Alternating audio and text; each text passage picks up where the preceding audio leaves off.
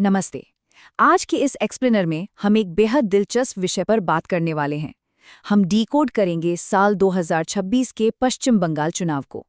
एक ऐसा चुनाव जिसने भारतीय राजनीति में एक भूचाल चला दिया था। हमारे पास जो सोर्स मटेरियल है वो उस पूरे डेटा और रणनीति को खोलकर रख देता है जिसने 15 साल पुराने एक ऐसे राजनीतिक किले को ढा दिया जिसे कभी अजेय माना जाता था।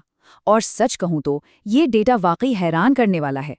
206, जी हाँ 206, ये सिर्फ एक नंबर नहीं है। सोर्स के मुताबिक 2026 के इस चुनाव में विपक्षी दल बीजेपी ने भारी बहुमत के साथ 206 सीटें हासिल कीं। ये एक ऐसा चुनावी उलटफेर था जिसने राज्य की पूरी राजनीति को 180 डिग्री घुमाकर रख दिया। अब यहीं से इस बात की नींव पड़ती है कि आखिर कैसे एक इतनी मजबूत सरकार अचानक से गिर गई। तो भाई सबसे बड़ा सवाल तो यही उठता है ना कि 15 सालों से मजबूती से खड़ा एक राजनीतिक किला अचानक रातों रात कैसे ढह सकता है। ये अपने आप में एक बड़ा रहस्य है। खैर, इस पूरे बदलाव को समझने के लिए हमें पहले ये जानना होगा कि सत्ताधारी पार्टी इस मुकाम तक पहुंची कैसे थी। तो चलिए थोड़ा पीछे चलते हैं। सबसे पहले देखते हैं the rise of the giant slayer, दिग्गजों को मात देने वाले का उदय। इस ऐतिहासिक हार को समझने के लिए सोर्स मटेरियल हमें उस सफर पर ले जाता है जहां ममता बनर्जी ने 34 साल पुराने लेफ्ट फ्रंट के शासन को उखाड़ फेंका था। सोचिए, बिना किसी बड़े राजनीतिक बैकग्राउंड वाली एक युवा नेता ने जमीनी संघर्ष से सत्ता का शिखर कैसे छुआ। 1970 के दशक में छात्र राजनीति में एंट्री, फिर 1984 में सीपीएम के दिग्गज नेता सोमनाथ चटर्जी को हराना, 1998 में खुद की पार्टी टीएमसी बनाना और आखिरकार 2011 में 34 साल के कम्युनिस्ट शासन को खत्म करके मुख्यमंत्री बनना। मतलब ये सफर वाकई किसी फिल्मी कहानी से कम नहीं था। और इस पूरे सफर में एक नारा जो सबसे बड़ी ताकत बनकर उभरा वो था मां, माटी, मानुष। सोर्स बताता है कि सिंगूर और नंदीग्राम के हिंसक भूमि अधिग्रहण विवादों के बाद इसी नारे ने ग्रामीण वोटर्स के साथ उनका एक अटूट भावनात्मक रिश्ता जोड़ दिया था। उन्होंने खुद को गरीबों के एक रक्षक के रूप में स्थापित कर लिया था। अब आते हैं अगले हिस्से पर, क्रैक्स इन द फोर्ट्रेस, यानी उस मजबूत किले में दरारें कैसे आईं। देखिए, होता क्या है ना, वक्त के साथ चीजें बदलने लगती हैं। सोर्स मटेरियल के मुताबिक एक पीक पर पहुंचने के बाद सरकार का एक सिस्टमैटिक पतन शुरू हुआ। ये कोई एक घटना नहीं थी, बल्कि संकटों की एक पूरी चेन थी। कोविड-19 का डेटा छिपाने के आरोप, कल्याणकारी योजनाओं में कमीशनखोरी, एसएससी नौकरी घोटाला और सबसे गंभीर संदेश खाली और आरजीकर जैसी घटनाओं में महिला सुरक्षा में विफलता। जरा सोचिए, जिस नेता को कभी महिलाओं और गरीबों का रक्षक माना जाता था, उनके प्रशासन पर ही भ्रष्टाचार और हिंसा के गंभीर आरोप लग रहे थे। अब जरा इस नंबर पर गौर कीजिए, 25,753। अप्रैल 2025 में सुप्रीम कोर्ट ने एक झटके में इतनी सारी सरकारी टीचिंग नौकरियों को रद्द कर दिया। सोर्स इसे युवाओं के भरोसे के टूटने का एकदम ब्रेकिंग पॉइंट मानता है। आप समझ ही सकते हैं कि इस एक फैसले का राज्य के लाखों युवाओं पर क्या असर पड़ा होगा। और यहीं से कहानी में आता है सबसे बड़ा ट्विस्ट, द 90 लाख डिलीशन। घोटालों के इस दौर में एक ऐसा कदम उठाया गया जो चुनाव का टर्निंग पॉइंट साबित हुआ।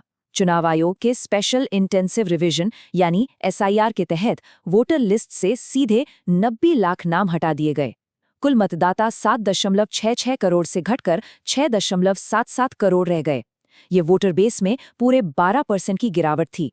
हालात इतने तनावपूर्ण हो गए कि सोर्स के मुताबिक सुप्रीम कोर्ट को दखल देना पड़ा और पूरी प्रक्रिया के लिए 150 जिला जजों को नियुक्त किया गया। जाहिर है, इस पर हंगामा तो होना ही था और राजनीतिक प्रतिक्रियाएं बिल्कुल आमने सामने थीं। हम दोनों पक्षों की बात निष्पक्ष रूप से रखें तो टीएमसी का आरोप था कि ये अल्पसंख्यक मतदाताओं को वोट देने से रोकने की एक सोची समझी साजिश है।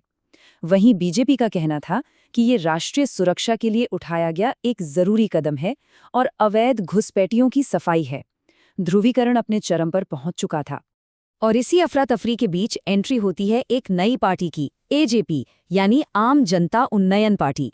सोर्स के मुताबिक टीएमसी से ही अलग हुए एक नेता द्वारा बनाई गई इस पार्टी ने मुर्शिदाबाद और मालदा जैसे इलाकों में 90 से 95% अल्पसंख्यक वोट बैंक में सीधी सेंध लगा दी।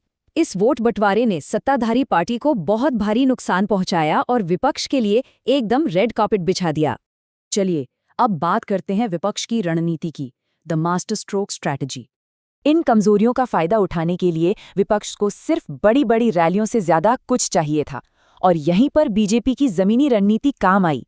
आपने शायद पन्ना प्रमुख शब्द सुना हो, चलिए इसे डिकोड करते हैं।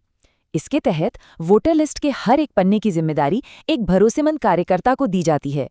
एक पन्ने पे करीब 30 से 60 वोटर या 15-20 घर होते हैं।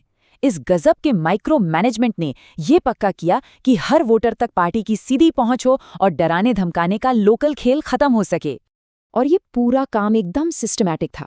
पहले पूरे राज्य के 44,000 पोलिंग बूथों का सर्वे हुआ, फिर उन्हें जीतने की संभावनाओं के हिसाब से बांटा गया और आखिर में पन्ना प्रमुखों को तैनात किया गया ताकि वो सीधे परिवारों से जुड़कर उन्हें सुरक्षा का भरोसा दें।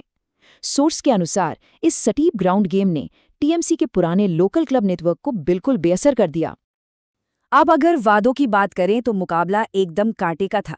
एक तरफ टीएमसी की लक्ष्मी भंडार जैसी कल्याणकारी योजनाएं थीं, तो जवाब में बीजेपी ने अपना भरोसा शौपोत मैनिफेस्टो लॉन्च किया। वादों में महिलाओं के लिए ज्यादा पैसे, 17वां वेतन आयोग और महिला सुरक्षा के लिए एक स्पेशल दुर्गा स्क्वाड बनाने की बात शामिल थी। विचारधारा के मोर्चे पर जहां टीएमसी ने खुद को बंगाली संस्कृति का रक्षक बताया, वहीं बीजेपी ने यूसीसी, सीएए और औद्योगिकरण का मजबूत वादा रखा। और अब हम आते हैं फाइनल नतीजे पर, the historic turnout and verdict.